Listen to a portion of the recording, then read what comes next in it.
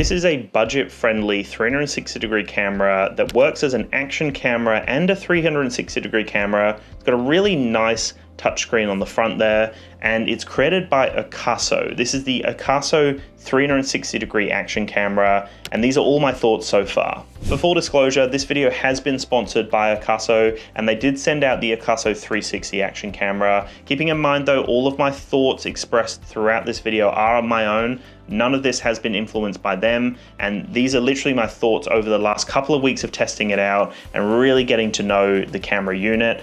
So just want to make sure that you're really clear on all of that, guys. What's going on, guys? My name is Dan Davis, and today we're checking out the Akaso 360. It's an action camera and a 360-degree camera. It's got an app editor and a desktop studio editor as well. It's got that dual camera system so that you can create those really unique 360-degree videos, but you can also just utilize one lens, either the front one or the rear one, to make it an action camera as well. Straight off the rip with this guy, I noticed immediately how simple it was to use. There's literally just two buttons to it. There's a power button, and then there's this little button down here, which is so subtle, it actually hides away. And for a little bit there, I was trying to figure out, how do I start recording video? But it's this subtle little button here that's underneath the Akaso brand name. The Akaso 360 is a budget-friendly 360 camera and an action camera, all built into the one system. And I love that this is designed as your first 360 camera. So that price point is very appealing, and it's also got a lot of pro-end features that make it worth your time. The unit itself boots up really fast, and the interface on it is actually so simple. It's very responsive to your touch, and there's a bunch of different modes that you can go into. Like I said before, you can utilize either one of the camera systems, so I can go with the rear one or the front one, so I can use it like an action camera, and then I don't have to worry about editing it in the 360-degree editor, or I can go into that full 360 mode and then edit it on an app or on their desktop studio editor. The other thing that's really cool here is you've got a bunch of modes. So we've got video, we've got time lapse, we've got loop recording, photo, and then we've got a bunch of other photo options within that. There's time fusion and interval recording as well. So there's a bunch of different things in here, which is really cool. So the thing about 360-degree cameras is that they need to have really solid software to work with the hardware. And that's something I've been really happy with the Akaso setup. I've played around with the app version as well as the studio editor, and they both work really well. Even in the app version, you have the AI tracking mode, so I can just draw a box around myself and it will just track me. So it's recording everything in 360 and I don't have to worry about it. It's then later on I come and I reframe the footage at that later time point. That's the cool thing about a 360-degree camera. You literally just capture the content in the moment and then you reframe it later. So you don't even have to worry about if anything's in the shot, because everything's in the shot, right? You can literally just put it down on a tripod, you can walk with it, you can mount it onto something, and then later on you can worry about reframing it. I really like this tripod system that they've got here. It's such a sturdy tripod, and it works as a selfie pole as well. So you can collapse that down and the selfie pole will actually disappear. So it's an invisible selfie pole, the way that they've designed it, the way that the stitching happens with the two lenses here, it just cuts out the selfie pole. So you can hold this directly in the air and it will cut out the selfie pole and create a very unique, almost like a drone shot from a 360 camera. So like I said, 5.7K video, there's 360-degree super smooth, which is their stabilization. Pretty happy with the stabilization. I did some stuff where I threw the camera in the air and obviously it's wobbling a little bit, but still pretty decent. And then when I'm walking, it's perfectly fine. It's really usable. So the stabilization built into this unit has been really nice as well. And that 5.7K, from everything that I've seen so far, I've been happy with. It looks like it's really high quality 5.7K video, and nothing that I can really flaw about it so far from what I've seen. Like I said, it's the invisible selfie stick, so you can literally hold the camera wherever you need to hold it, and the selfie stick will be removed, but everything else will be in the shot. The Akaso 360 does feature dual half-inch sensors, 48 megapixel sensors at that, and the AI tracking, like I mentioned before, works really well. There's a bunch of cool presets in the app, but I found myself leaning more on reframing it myself and using that AI tracking through the app. And the app was decent. There's a bunch of customization for color, there's a bunch of filters and all sorts of customization that you can play around with, keyframes for certain things, you can reframe everything, and it actually worked flawlessly. Like, the experience was easy to navigate. I also found that it wasn't that sluggish when I was reframing things and zooming in, zooming out, moving it around. It just worked really nicely through the app. I also found that the desktop version of the editor was also very similar to the app version, really easy to use, it ran great on my system, and super easy to reframe things, customize the color and filters and all sorts of things. It's actually quite a feature-packed offering, both in the app and in the desktop version, which, like I said, it's exactly what you need with something like this. If you don't have decent software, it's literally not even worth getting a 360 camera. So the fact that we have a mobile version and a desktop version, they both work in a similar kind of vein, like they're both really reliable. That's something that I'm happy with, and I can definitely report that I've had no issues with any of it so far. If you are going to get yourself the Akaso 360, then make sure to check those links down in the description below. I'll have a few links that you can check out. They do help out the channel, so I really do appreciate it if you check out any of those links and you do pick up the camera, but definitely check them out. I'll have them all linked down below. If you've got any other questions before you pick up the camera, leave those in the comments down below. I will make sure to get to those comments when I can. And if you've got anything you want me to test with the camera, also let me know down below. But definitely check those links in the video description if you're interested in the Akaso 360.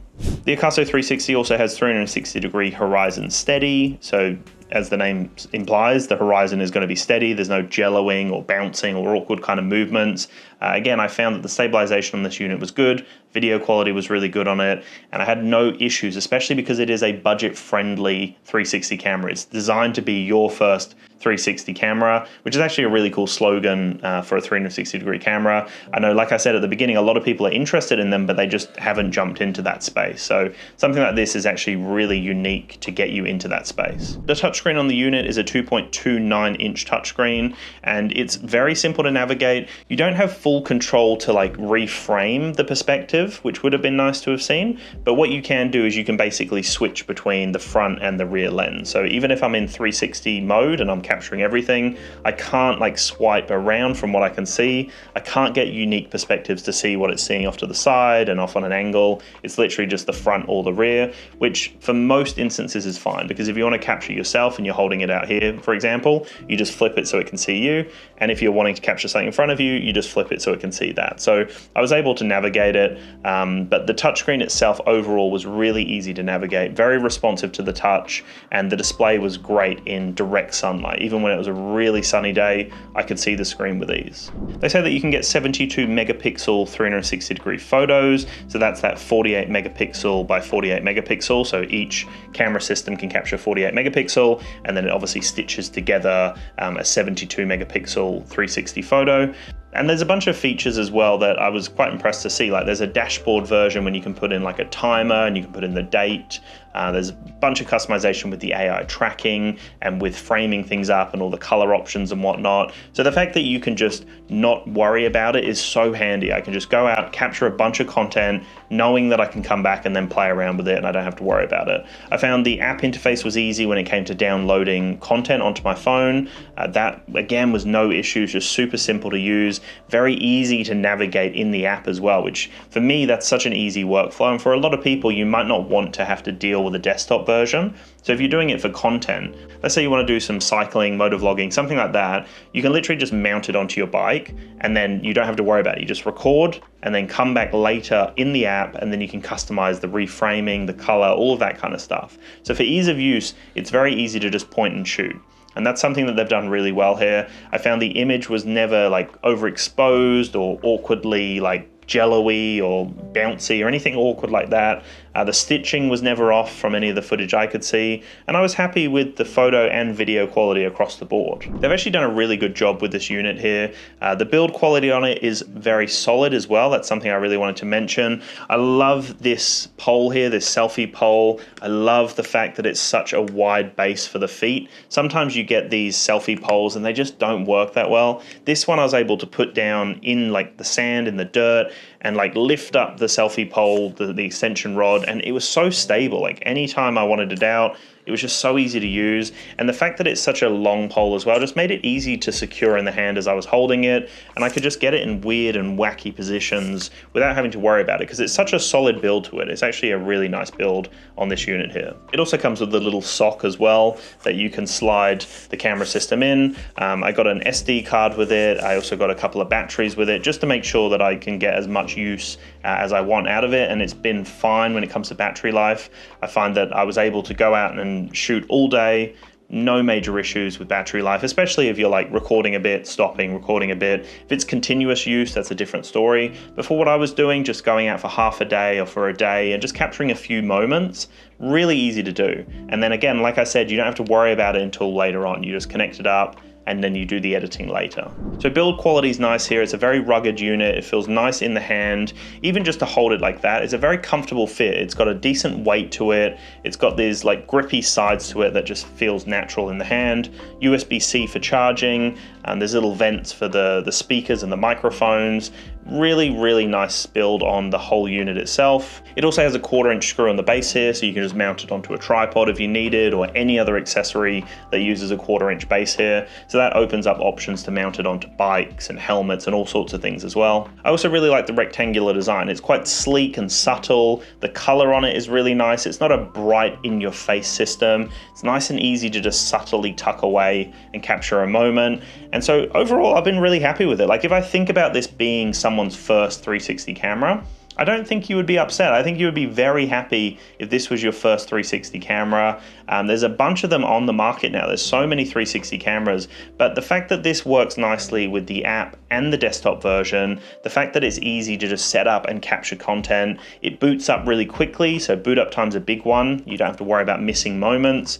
And I just found it was so easy to navigate. The interface is nice and responsive. All the different features are great. So this is a great starting point. I think it's a really good budget-friendly first 360 camera for someone. And then the fact that you can also use it as an action camera and mount it up and just use one of the lenses, one of the cameras, that just adds some nice additional options as well. So anyway guys, those are my thoughts of the Akaso 360 action camera. I think you're going to be very happy with it if you're in the market for a 360 camera and you're wanting to buy your first one. This is a very, very solid entry point for you, and you are not going to be disappointed. This has everything you need, all the bells and whistles of a higher end Pro 360 camera, but on a budget point, and just does everything you need. So hopefully you enjoyed the video. I really appreciate all the support, everyone. Leave me a comment down below. Let me know if you've got one of these. I'd love to know if you pick one up as well. And I'll chat to you very soon, guys. Peace.